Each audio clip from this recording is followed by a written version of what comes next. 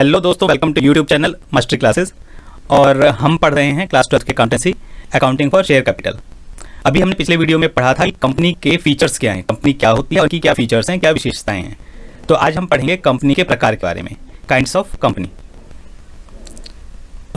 Company के प्रकार देखिए, कंपनी जो है बेसिकली दो पार्ट्स में डिवाइडेड है। ठीक है, तो पहला जो पार्ट है एक होता है बेस्ड ऑन लाइबिलिटीज़ के आधार पर, यानी दायित्वों के आधार पर। तो हर एक कंपनी की लाइबिलिटीज़ क्या हैं, कितनी लाइबिलिटी होगी उसकी पेमेंट की, उनकी लाइबिलिटीज़ को डिस्चार्ज करने की, वो डिसाइड होती है। उस पर एक तो हम डिवाइड करते हैं। दूसरा है basis of number of members.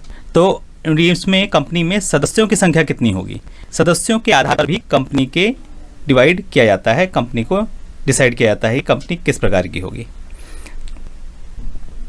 देखिए, पहले देखते हैं कि लायबिलिटी के आधार पर, दायित्व के आधार पर कंपनी को तीन पार्ट्स में डिवाइड किया गया है। कंपनी लिमिटेड बाय शेयर्स, यानी कि अंशों द्वारा सीमित company. Companies limited by guarantee, जो कंपनियां गारंटी के बेस पे बनती हैं, यानी गारंटी द्वारा सीमित कंपनियां।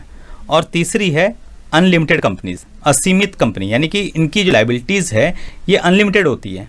देखो, एक होती क्या है कि इन्होंने जितना शेयर परचेज़ किया हुआ है, किसी मेंबर ने जितना शेयर परचेज़ किया है उसके आधार पे ये डिसाइड होता है कि उसकी लायबिलिटी कितनी है, उतनी फिक्स कर देते हैं कि जितनी शेयर की वैल्यू है उसकी जो लायबिलिटी है वहीं तक लिमिटेड है।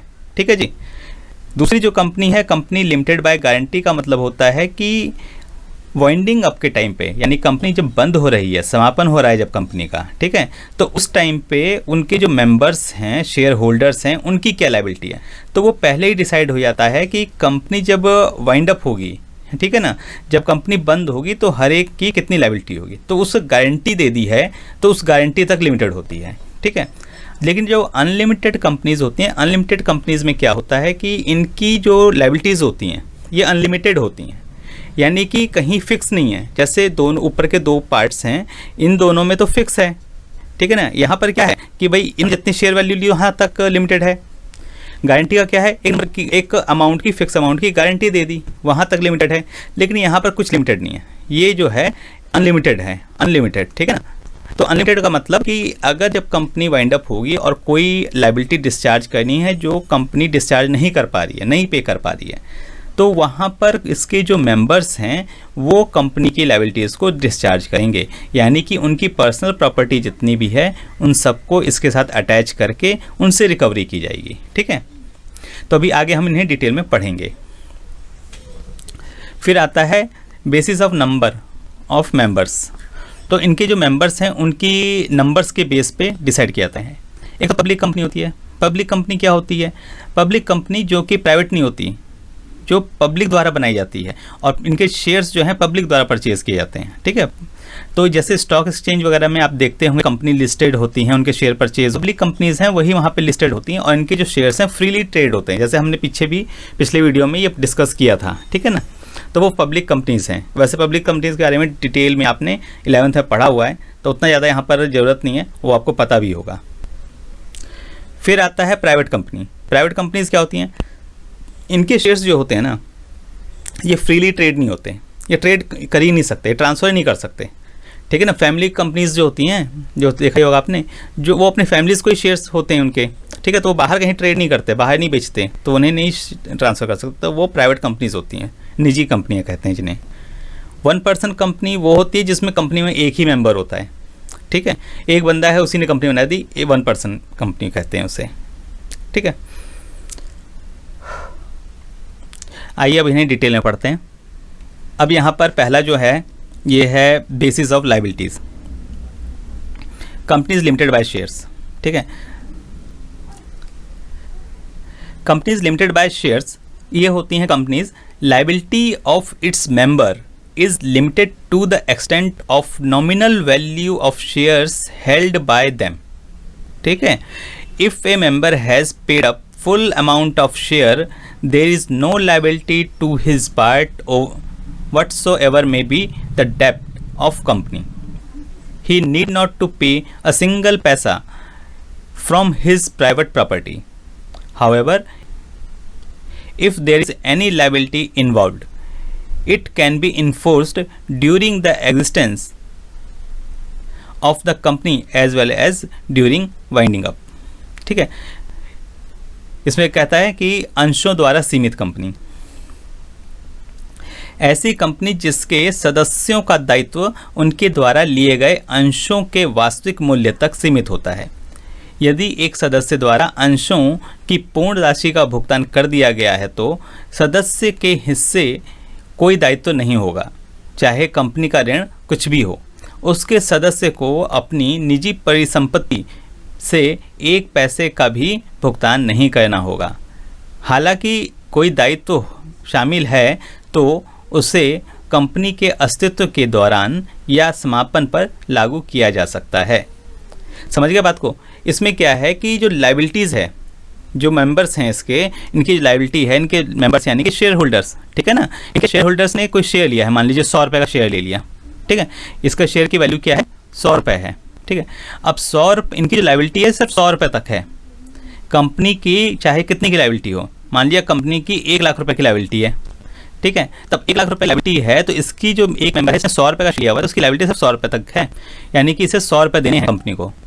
अगर इसने पहले ही 100 रुपये दे दिए हैं, अब देखिए होता क्या, अभी हम आगे डिस्कस करेंगे, क्योंकि जब कंपनी शेयर अलॉट करती है ना तो सारा पैसा एक साथ नहीं मांगती है, तो उसमें कुछ डिवाइड होता है। 100 रुपया ना डिवाइड होगा, एप्लीकेशन पे दे दो, अलॉटमेंट पे दे दो, फर्स्ट कॉल पे दे दो, सेकंड कॉल पे दो, कंपनीज अकाउंट हम आगे बनाएंगे तो वहाँ पर हम इसे पढ़ेंगे।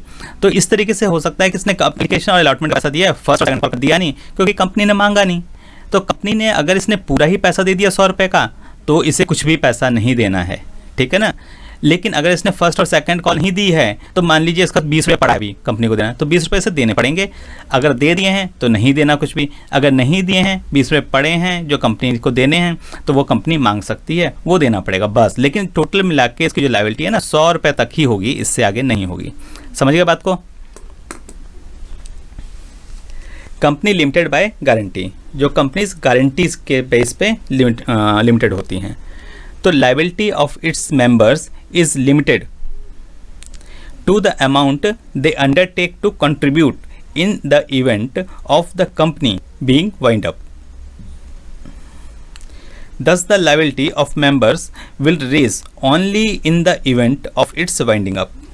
ठीक है, गारंटी द्वारा सीमित कंपनियां, ऐसी कंपनियों के सदस्यों का दायित्व कंपनी के समापन होने की दशा में उनके द्वारा दिए गए अंशदान के वचन तक सीमित होता है। अतः इसके सदस्यों का दायित्व इसके समापन की घटना पर ही उत्पन्न होता है। होता क्या है ना कि इसमें जो इसके मेंबर्स हैं वो पहले ही एक अंडरटेकिंग देते हैं कि भाई अगर कंपनी वाइंड अप होगी तो हम इतना पैसा देंगे, ठीक है ना। वो पहले डिसाइड हो जाता है, कंपनी फॉर्म होती है जब कंपनी के शेयर होल्डर्स बनते हैं उसी वक्त डिसाइड हो जाता है। तो मान लीजिए कि उसने 100 रुपये की गारंटी दी है, ठीक है, और कंपनी का जो देनदारी है, लायबिलिटी है, वो 1 लाख की है, ठीक है। तो 1 लाख रुपये जो है उसको कंपनी को देने हैं और जो उसकी गारंटी है वो 100 रुपये की है, तो इसको 100 रुपये देने पड़ेंगे बस, क्योंकि गारंटी 100 रुपये की है तो 100 रुपये देगा और इसकी छुट्टी, बस, इसे और कुछ नहीं करना। कंपनी का चाहे कितना 1 लाख रुपया देना है चाहे 2 लाख देना है, लेकिन ये 100 रुपये देगा और कहानी इसकी ख़त्म, इसके और कुछ नहीं करना। और ये कब देना है, जब कंपनी बंद हो रही होगी, वाइंड अप हो रही होगी, समापन हो रहा होगा कंपनी का, तभी देना है, अदरवाइज़ वो भी देने की जरूरत नहीं है। कंपनी चल रही है तो कुछ तो देना ही नहीं, जब बंद हो रही है कंपनी, समापन हो रहा है, वाइंड अप हो रहा है, तभी देना है, अदरवाइज़ कोई भी देने की ज़रूरत नहीं है, ठीक है। तीसरा आता है अनलिमिटेड कंपनीज। तो इसमें क्या होता है, when there is no limit on the liability of its members, the company is called unlimited company. When the company's property is not sufficient to pay off its debt, the private property of members can be used for the purpose. In other words, the creditor can claim its duty for creditors can claim their dues from its members. Such companies are not found in India even though permitted by Companies Act। ठीक है, असीमित कंपनियां, जब company के सदस्यों का दायित्व सीमित नहीं होता तो वह कंपनी असीमित कंपनी कहलाती है।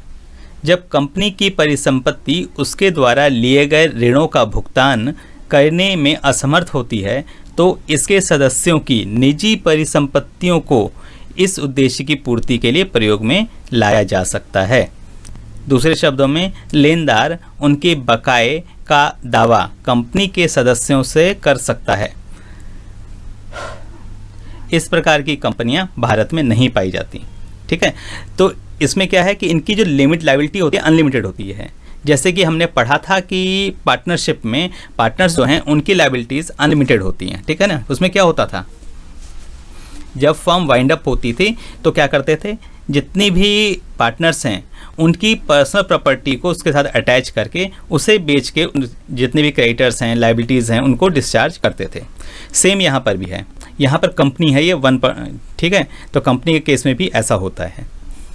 अगर वो अनलिमिटेड कंपनी है तो वहाँ पर जब वाइंड अप हो रही है और कंपनी की जो प्रॉपर्टीज़ है, जितना भी एसेट है, वो उसके लिए सफिशेंट नहीं है कि वो सारी लायबिलिटीज़ को दे सके, तो वहाँ पर क्या होगा कि जो उसके मेंबर्स हैं, शेयर होल्डर्स हैं, उनकी पर्सनल प्रॉपर्टी को बेचकर वो सारी लायबिलिटीज़ को डिस्चार्ज करा जाएगा। ठीक है, लेकिन ऐसी कंपनीज भारत में होती नहीं है। इंडिया में कोई नहीं बनाता। कौन बनाएगा? कंपनी बना रहे हैं वो भी अनलिमिटेड बना दें और फिर उसे अपनी प्रॉपर्टी से पे करें, कौन करेगा? कोई नहीं करता। इसलिए ऐसी कंपनीज बनती ही नहीं है, इंडिया में बनाते ही नहीं है। लोग भी समझदार हैं, वो नहीं बनाते ऐसी कंपनीज। इवन इसका प्रोविज़न जो है कंपनीज एक्ट में पहले से किया हुआ है। अगर कोई चाहे तो बना सकता है, मना नहीं है, लेकिन लोग बनाते नहीं ऐसा। ठीक है, अब आते हैं बेसिस ऑफ नंबर। ठीक है, नंबर के आधार पर जो कंपनियां बनती हैं उनकी बात कर लेते हैं। देखिए, पब्लिक कंपनी क्या होती है? पब्लिक कंपनी मीन्स एक कंपनी विच इज़, अब यहाँ पे नोट करने वाली चीज़ है, यहाँ पे दो टर्म्स है हमारी। ठीक है, पहली, एक तो प्राइवेट कंपनी ना हो, पहले करिए प्राइवेट कंपनी ना हो। पब्लिक कंपनी को समझने के लिए हमें प्राइवेट कंपनी को समझना पड़ेगा पहले। ठीक है, तो एक तो प्राइवेट कंपनी ना हो तो पब्लिक कंपनी है। अच्छा जी, दूसरा क्या कहता है? It is a company which is not subsidiary of private company. और ये जो है प्राइवेट कंपनी की सब्सिडी ना हो, यानी कि ये जो कंपनी है, प्राइवेट जो कंपनी है, इसकी प्रिंसिपल कंपनी होगी, पेरेंट कंपनी हो गई, उसके अंडर में ना हो ये। ठीक है, तो वो पब्लिक कंपनी होगी। ऐसा नहीं कि प्राइवेट कंपनी के अंडर में कोई है तो वो पब्लिक कंपनी हो जाएगी, नहीं हो सकती। पब्लिक कंपनी प्राइवेट के अंडर में आ ही नहीं सकती। ठीक है, पब्लिक जो है वो ब्रॉडर टर्म है। तो सार्वजनिक कंपनी से आशय एक ऐसी कंपनी से है जो कि एक निजी कंपनी नहीं है और एक कंपनी जो निजी कंपनी की सहायक कंपनी नहीं है। तो ये जो पूरी पब्लिक कंपनी की डेफिनेशन है वो किस पे डिपेंडेंट हो गई? हमारी प्राइवेट कंपनी पे डिपेंडेंट हो गई। ठीक है, तो पहले हमें क्या समझना पड़ेगा? प्राइवेट कंपनी को समझना पड़ेगा। ठीक है, प्राइवेट कंपनी को समझें तो कहता है private company is one which bye it's article. अब इसके आर्टिकल में क्या कहता है? आर्टिकल के अनुसार बनती है पब्लिक कंपनी। कहता है restricted the rights of transfer of its shares, इसके शेयर्स ट्रांसफर नहीं होंगे।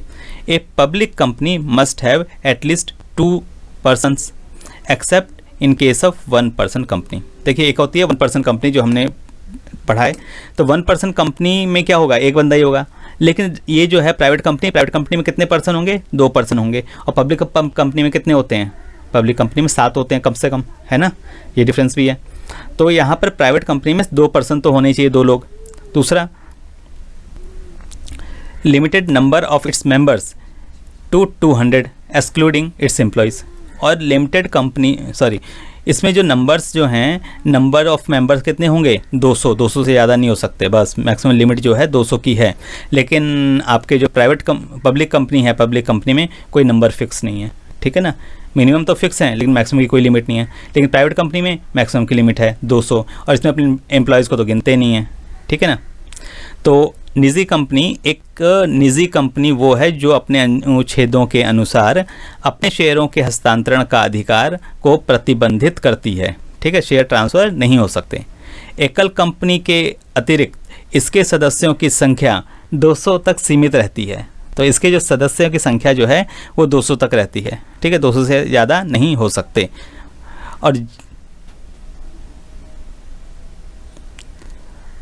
और जनता को कंपनी के किसी भी प्रतिभूति के अभिदान के लिए आमंत्रित करना निषेध है। यानी कि ये जो लोगों को से सिक्योरिटीज़ या फंड रेज नहीं कर सकते। पब्लिक कंपनी क्या करती है? पब्लिक कंपनी में आपने देखो IPO इशू करते हैं, शेयर मार्केट से पैसा उठाते हैं।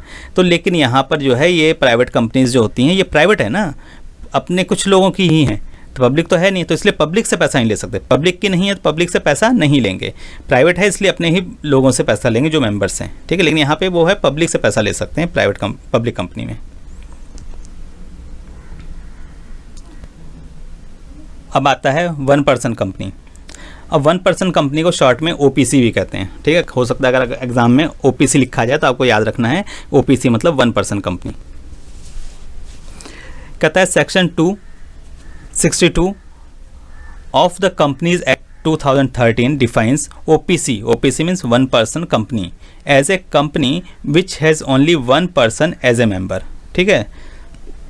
इसमें एक बंदा ही एक मेंबर होगा। Rule 3 of companies incorporation rule 2014 provides that. अब देखिए ये जो सेक्शन दिए हुए हैं बहुत इंपॉर्टेंट है, क्योंकि आपको अगर ये क्वेश्चन आ जाए OPC के बारे में 1 पर्सन कंपनी के बारे में, तो अगर आपने ये सेक्शन लिख दिए तो आपके नंबर पूरे के पूरे मिलने वाले हैं, ठीक है। क्योंकि वहाँ सेक्शन की बहुत वैल्यू है, एग्जाम में सेक्शंस की बहुत वैल्यू है। सेक्शन लिख दिया मतलब कि एग्जामिनर को पता लगेगा कि आपने इसे पढ़ा है, आपको नॉलेज है, ठीक है। तो सेक्शन अच्छे से याद कर लेना। सेक्शन लिखना मतलब गारंटी है आपको पूरे नंबर मिलने की।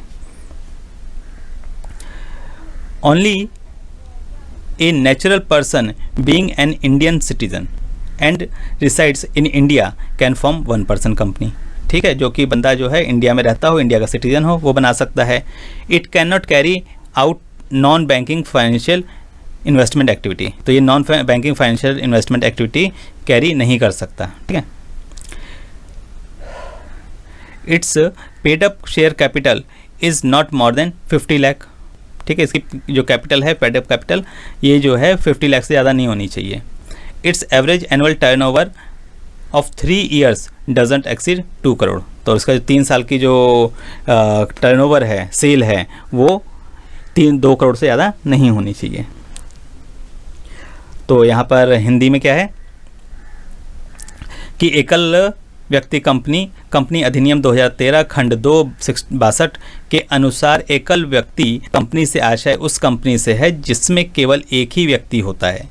कंपनी समावेशन नियम 2014 के नियम 3 के अनुसार एकल व्यक्ति कंपनी केवल उस व्यक्ति द्वारा स्थापित की जा सकती है जो भारतीय कंपनी एवं भारतीय निवासी हो।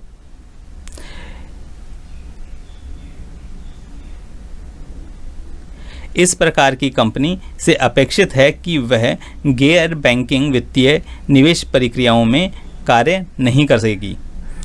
इस प्रकार की कंपनी की प्रदत्त पूंजी किसी भी दशा में 50 लाख से अधिक नहीं हो सकती और इस प्रकार की कंपनी का औसत वार्षिक आवर्त यानी टर्नओवर 2 करोड़ से अधिक नहीं हो सकता, ठीक है। समझ गए? तो ये थी हमारी कंपनीज के प्रकार। यहाँ पे 2 टाइप्स में कंपनी डिवाइडेड हैं, वो हमने समझ लिया। तो उम्मीद करता हूँ आपको ये समझ में आ गया होगा। अगर इसमें कोई डाउट है तो आप कमेंट बॉक्स में पूछ सकते हैं।